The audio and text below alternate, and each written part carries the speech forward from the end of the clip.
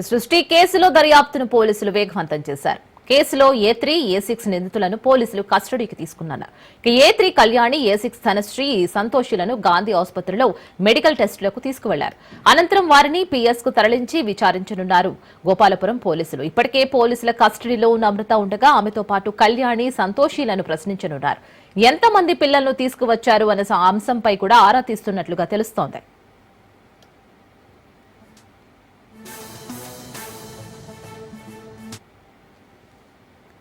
సృష్టి కేసుతో తెలంగాణ సర్కార్ అలర్ట్ అయ్యింది. రాష్ట్రంలోని అన్ని IVF సెంటర్లపై ఫోకస్ చేయాలని సర్కార్ నిర్ణయించింది. ఇవాళ గ్రేటర్ హైదరాబాద్ లో వైద్య ఆరోగ్య శాఖ తనిఖీలు చేయనున్నారు.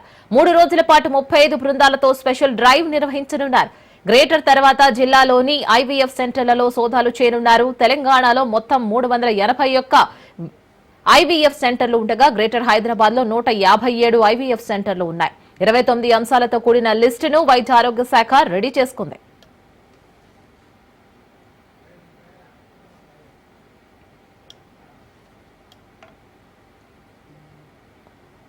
సృష్టి కేసుతో తెలంగాణ సర్కార్ అలర్ట్ అయింది. రాష్ట్రంలోని అన్ని IVF సెంటర్స్ పై ఫోకస్ చేయాలని కూడా సర్కార్ నిర్ణయించింది. సో దీనికి సంబంధించి పూర్తి డీటెయిల్స్ మా ప్రతినిధి రత్నకుమార్ లైవ్ లో అందిస్తారు. రత్నకుమార్,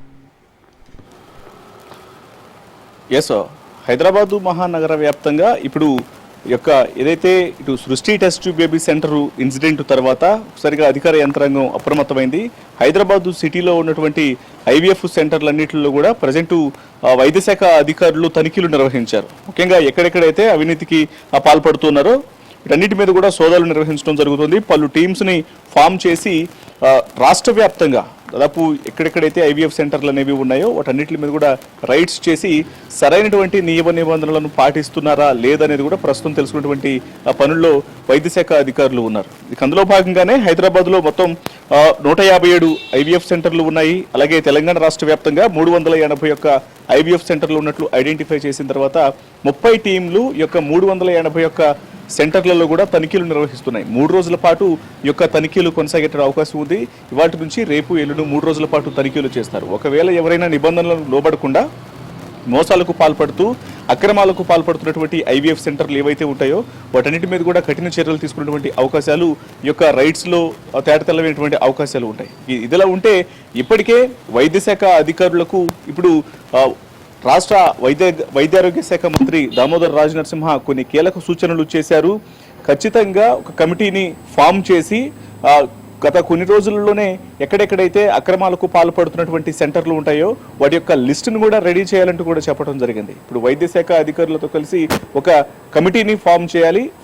కమిటీని ఫామ్ చేసి రాష్ట్ర వ్యాప్తంగా ఉన్నటువంటి IVF సెంటర్లలో ఇక్కడ ప్రాపర్ తనిఖీలు నిర్వహించిన తర్వాత నిబంధనలకు లోబడకుండా ఎక్కడెక్కడైతే కార్యకలాపాలను కొనసాగిస్తున్నారో అక్రమాలకు పాల్పడుతున్నటువంటి వ్యక్తులు ఎవరైతే ఉన్నారో వాళ్లకు సంబంధించినటువంటి కఠిన చర్యలు అనేవి తీసుకోవాల్సినటువంటి అవసరం ఉంది. దీనికి సంబంధించిన నివేదికను త్వరలోనే సమర్పించాలంటూ కూడా వైద్య శాఖ ఉన్నతాధికారులను రాష్ట్ర మంత్రి ఆదేశాలను జారీ చేయడం జరిగింది. ఇక దీనికి అనుగుణంగానే ఇప్పుడు వైద్య ఆరోగ్య శాఖ మరింత అప్రమత్తమైంది. ఇప్పటికే తనిఖీలు నిర్వహిస్తూ ఉన్నారు. 30 టీంలు ఫామ్ అయ్యి 381 రాష్ట్ర వ్యాప్తంగా ఉన్నటువంటి IVF సెంటర్లలో తనిఖీలు చేస్తూ ఉన్నారు.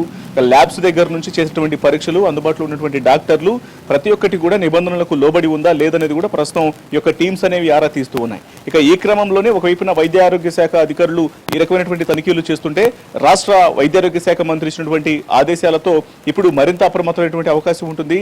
381 సెంటర్లు ఖచ్చితంగా నిబంధనలకు లోబడి ఉన్నాయా లేదని కనుగొన్న తర్వాత ఎవరైతే నిబంధనలు పాటించకుండా అక్రమాలకు పాల్పడుతూ డబ్బులు దండుకుంటున్నటువంటి సెంటర్లు ఏవైతే ఉన్నాయో వాటన్నిటి మీద కూడా కఠిన చర్యలు తీసుకున్నటువంటి అవకాశాలు ఉంటాయి. ఈ 381 సెంటర్లలో ఎక్కడ అక్రమాలకు పాల్పడుతున్నారు, మోసాలు జరుగుతున్నటువంటి సెంటర్లు ఏంటనేది కూడా ప్రస్తుతం లిస్టు రెడీ చేస్తూ ఉన్నారు.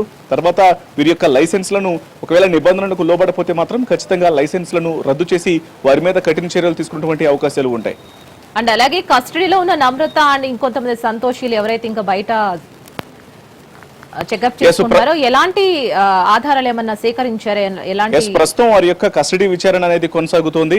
సంతోషిని అలాగే కళ్యాణిని ఇవాళ కస్టడీకి తీసుకొని వాళ్ళని విచారిస్తూ ఉన్నారు. మరోవైపు నమ్రతను సైతం విచారిస్తూ ఆ యొక్క జరిగినటువంటి సృష్టి టెస్ట్ బేబీ సెంటర్ కేసులో ప్రధానంగా వారు చేసినటువంటి మోసాలకు సంబంధించి మరిన్ని ఐడెంటిఫికేషన్స్ ను గుర్తించడం జరుగుతోంది. అలాగే ఇప్పటి వరకు 8 మంది అరెస్టు కాగా ఇప్పుడు తాజాగా పోలీసులు మరొక 3 అరెస్ట్ చేశారు. ఈ యొక్క దర్యాప్తు అనేది ప్రారంభమైన తర్వాత నిన్నటి నుంచి ప్రధాన నిందితురాలు నమ్రతను అదుపులోకి తీసుకుని విచారించిన తర్వాత మొదట 8 మందిని ఐడెంటిఫై చేశారు నిందితులుగా.